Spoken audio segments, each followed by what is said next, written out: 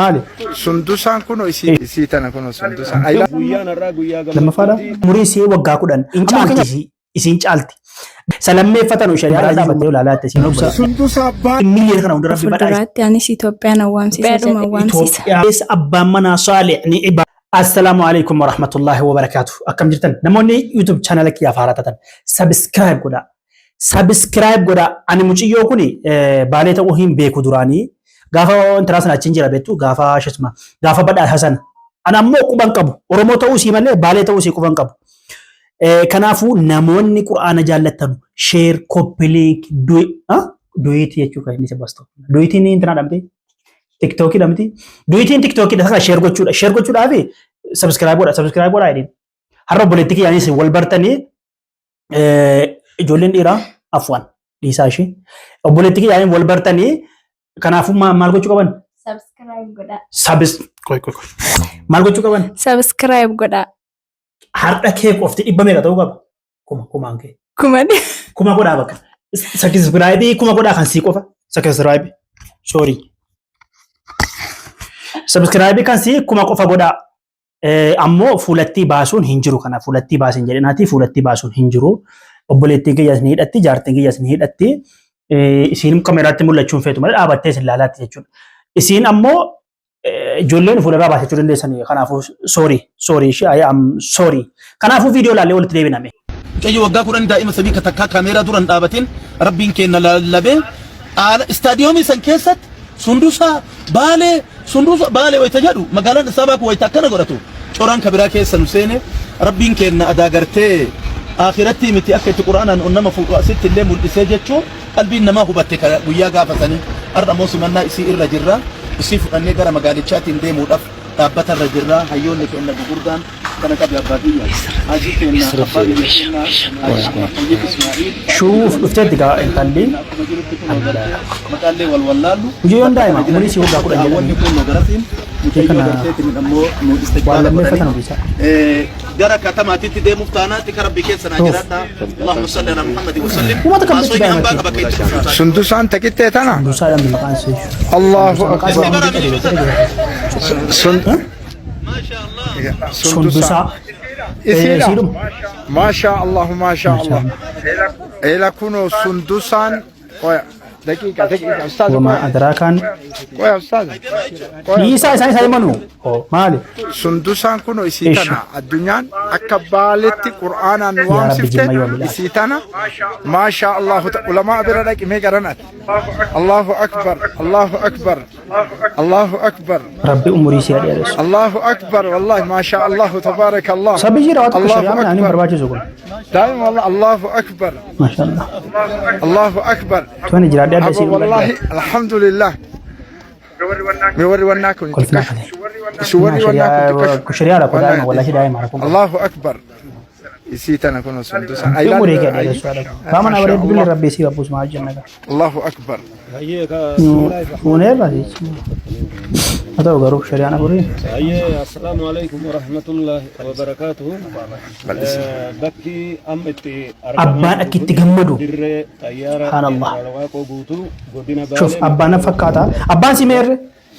واني إدو كانت أرقمناك إن شاء الله علماء غوغردان hayyoonni gugurdaan qeerroon shamarran dubartoonni keenya warra asitti argaman kun simannaa tadhaloota affaa baatee badhaafamte san simannaa sanii kanatti argamna. Kanaaf guyyaan irraa guyyaa gammachuuti. Allahu akbar alhamdulillah itti aansuudhaan anamma wanni ani barbaade booda ulamaanni keenya gugurdaan keessa jiranii majlisa oromiyaa irraa sheeyni keenya Sheekh Abdul Hakiim Hussein Badhaasoo as keessa jiranii majlisa godina Baalee irraa sheeyni keenya Sheekh Abu Malik as keessa jiranii majlisa magaalaa Roobee irraa sheeyni keenya Sheekh Muhammad Raabii Hasan as keessa jiranii akkasuma ulamaani gugurdoon daa'iin keenya Sheekh Abdusalaam Taahir Sheekh Abdusalaam Kadiir akkasuma Sheekh Ahmad Mahmud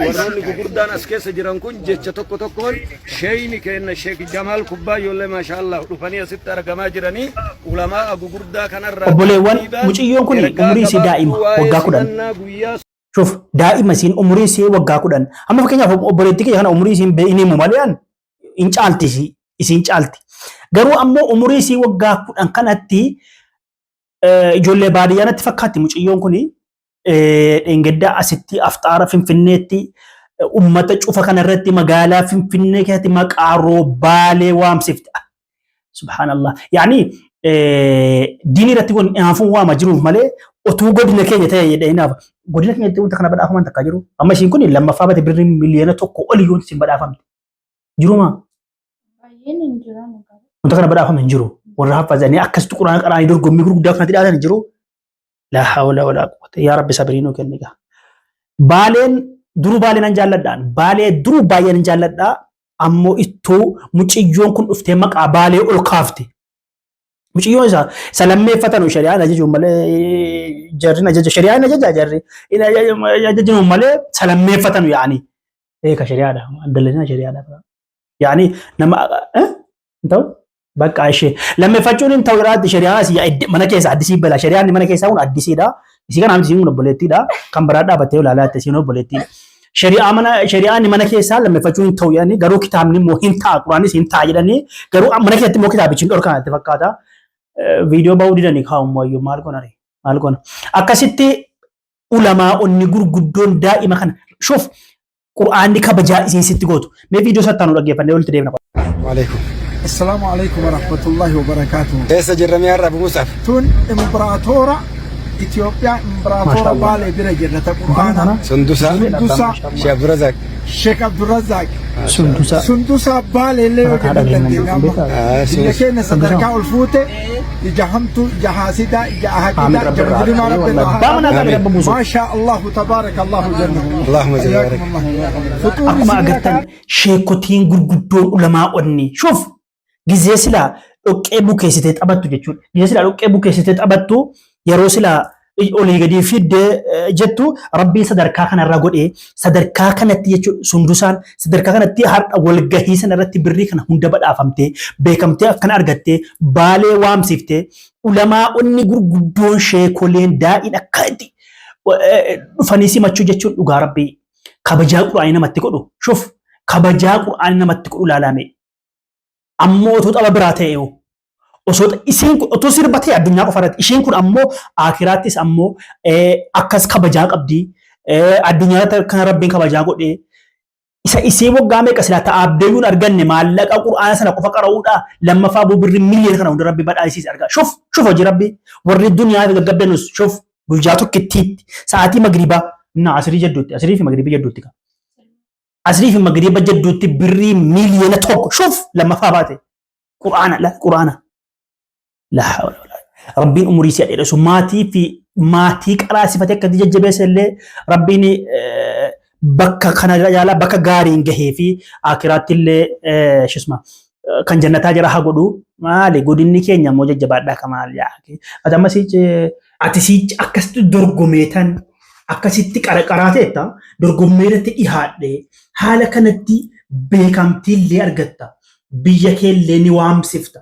abbaa keellee kabajaatti goota shuf birrii illee sitti gallakkisa rabbiin kunoo iyyaadamoo bakka kana booda eerumaniitu ilmoo argachuudha moo kana booda ta'u inshaallah haffazee kara fuulduraatti anis Itoophiyaan awwaamsisa jedhee abdii guddaan qaba rabbiirraa inshaallah ta'ala obboleettiin kiyya Farihaan godina keenya qofa osoo hin taane biyya keenya Itoophiyaa fayyaan waamsite du'aa kadhadhaafi inshaallah akka mucatti ol taate inshaallah godina qofa waamsisuurra Itoophiyaadhuma waamsisa Itoophiyaa guutuu waamsite rabbiin isiidhaaf hataasisu rabbiin siif hataasisu inshaallah kanuma keessa abbaan manaa gaarii illee dhufa kanuma keessa abbaan manaa saalih ni ibaadaa qabullee rabbiin fiduu danda'a Allahu akbar wassalamu alaikum warahmatullahi wabarakatuh maal dhaamtaaf ummata kana yeroo biraa chaanaala kana irratti wal arguudha akka kamitti yaani sagantaa biraa qabatanii fuudha akkamitti si jajjabeessuu qabani mee fariyaa inshaallah